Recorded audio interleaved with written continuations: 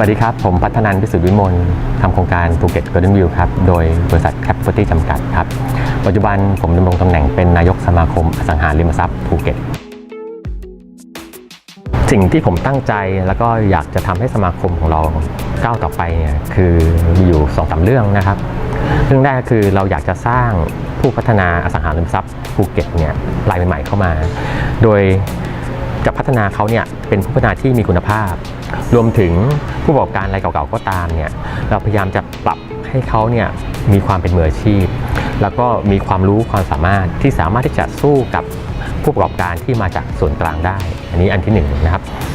อันที่2เนี่ยก็คือเรามุ่งหวังว่าสมาคมอสังหาริมทรัพย์ของเรานะครับเราจะเป็นปากเป็นเสียงหรือเป็นองค์กรหนึ่งที่คอยดูแลผลประโยชน์ของคนภูเก็ตนะครับให้มีเกิดผลประโยชน์สูงสุดไม่ว่าเป็นเรื่องของผังเมืองเรื่องของกฎหมายต่างๆที่เกี่ยวกับการก่อสร้างต่างๆนะครับเพื่อให้คนภูเก็ตเนี่ยได้รับประโยชน์สุดท้ายเนี่ย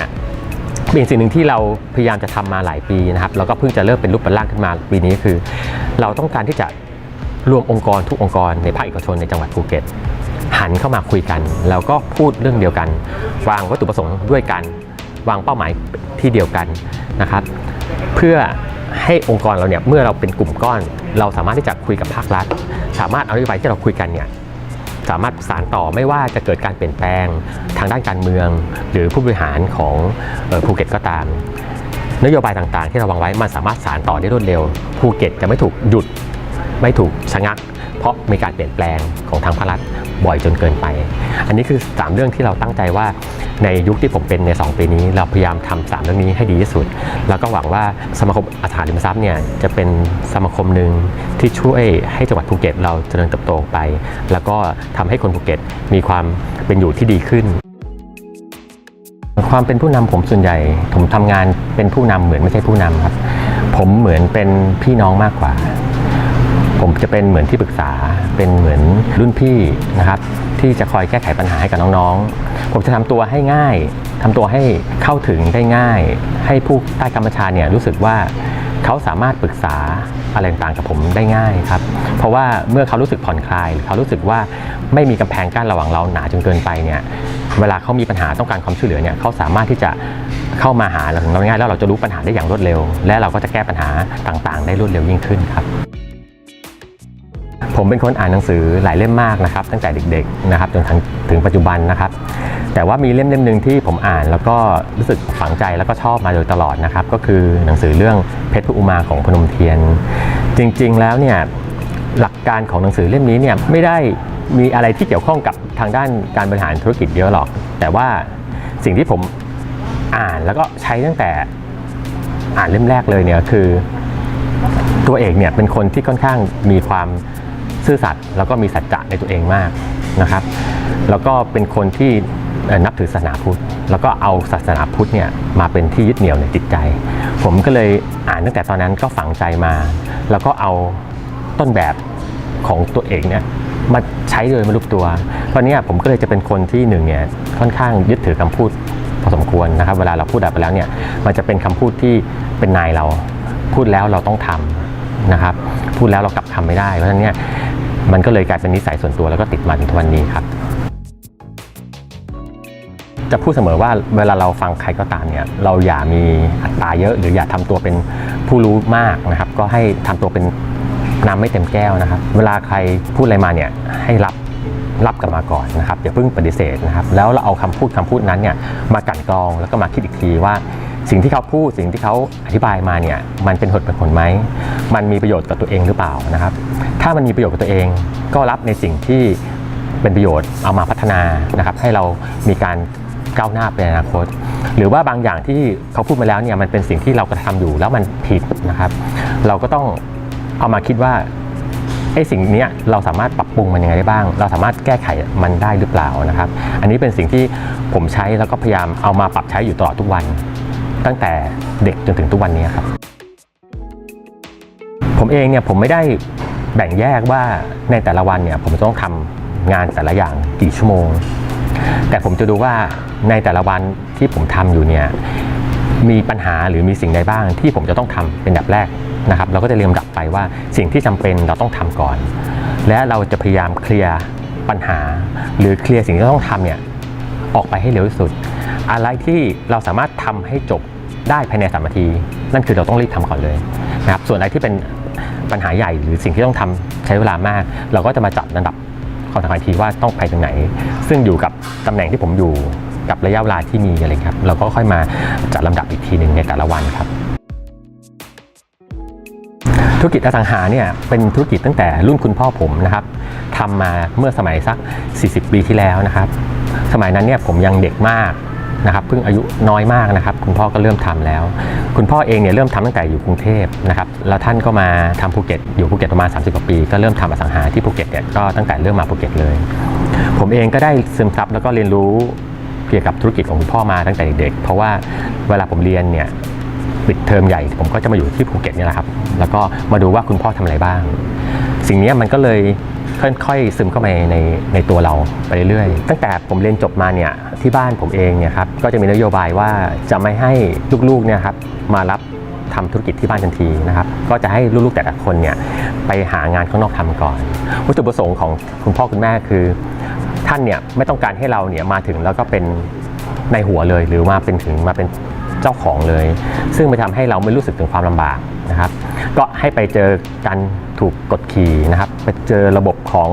บริษัทอื่นที่เขามีขั้นมีตอนมีการทำงานที่เป็นระบบนะครับเพื่อรู้ว่าเวลาเรามาทำงานของบ้านเราเองเนี่ยเราจะต้องมีการวางแผนยังไง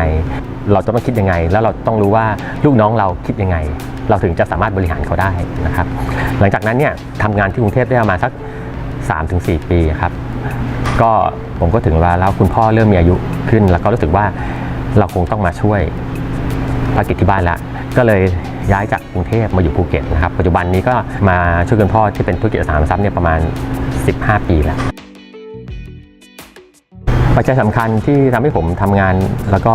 ประสบความสำเร็จนะครับแรกเลยผมถือว่าเป็นทีมงานของผมเองนะครับเพราะว่าผมเองเนี่ยจะมีทีมงานที่คอยช่วยเหลือในแต่ละบริษัทของผมเองเพราะผมเองมีหลายบริษัทมากนะครับจะพยายามมอบหมายนโยบายให้กับผู้บริหารแต่ละบริษัทของผมแล้วก็ให้เขาไปดำเนินการโดยตัวเขาเองได้เลยการกำหนดกรอบหน้าที่และความรับผิดชอบชัดเจนนะครับจะไม่ค่อยเข้าไปยุ่งในเรื่องของการดำเนินการมากเพราะว่าเวลาการบริหารจัดการเนี่ยถ้าผู้บริหารระดับสูงกว่าเข้าไปมีบทบาทในการบริหารจัดการกับผู้บริหารที่มีระดับต่ำกว่าเนี่ยเมื่อไหร่ลูกน้องหรือผู้ใต้บัญชาจะไม่ค่อยให้ความเคารพเชื่อถือกับผู้บริหาร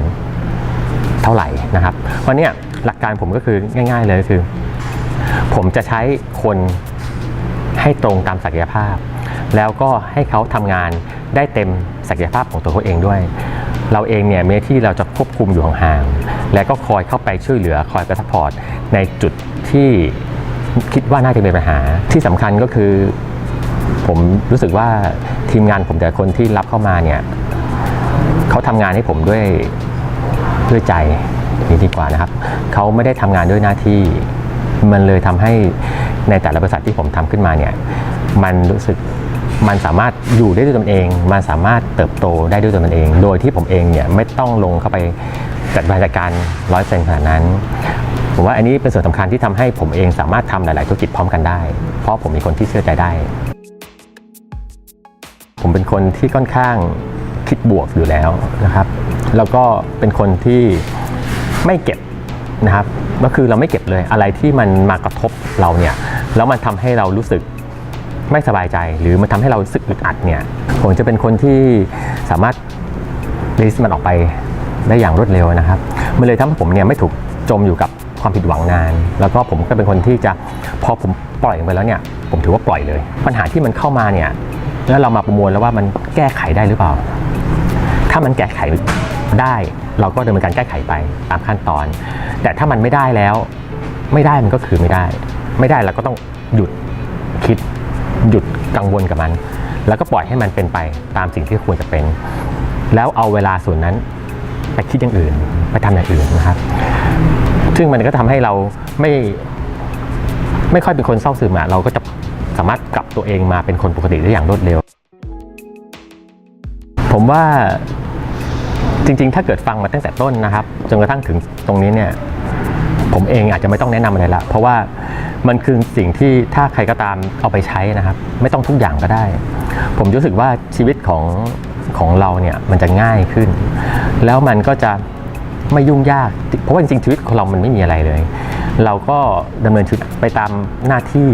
ไปตามตำแหน่งของเรา ซึ่งมันก็จะอยู่กับเราในระยะเวลาหนึ่งเท่านั้นเอง พอจบระยะเวลานั้นไปเราก็ต้องกลับมาเป็นตัวเอง ซึ่งบางครั้งมันก็แค่มีแค่ตัวเรานะครับแล้วมันก็ไม่มีอะไรไปมากกว่านั้น สิ่งที่ผมพูดหรือสิ่งทำไปก็คือบางอย่างก็คือเราไม่ต้องยึดติดมาก และเราก็ต้องพร้อมที่จะปรับปรุงตัวเอง พร้อมที่จะเปลี่ยนแปลงตัวเองในทางที่ดีขึ้น อย่าไปคิดว่าเราเองเก่งเราเองเจ๋งเราแน่แล้วเราไม่ต้องสนใจใครในโลกนี้เนี่ยมีคนเก่งกว่าเราเยอะมากมีคนที่ดีมีคนที่บางอย่างที่เขาพร้อมกว่าเราเยอะมากอันนั้นเนี่ยมันจะกลายเป็นทำให้เราเนี่ยปิดกั้นตัวเองและเราก็จะไม่สามารถก้าวต่อไปข้างหน้าเราไม่สามารถเติบโตไปได้นะครับคำประจำใจผมก็คือคนเราทุกคนเนี่ยมีเหตุผลของตัวเองซึ่งบางครั้งเนี่ยเราเอาเหตุผลของเราเนี่ยไปตัดสินความคิดของเขาไม่ได้เพราะฉะนั้นเราต้องรับฟังความคิดเห็นของคนอื่น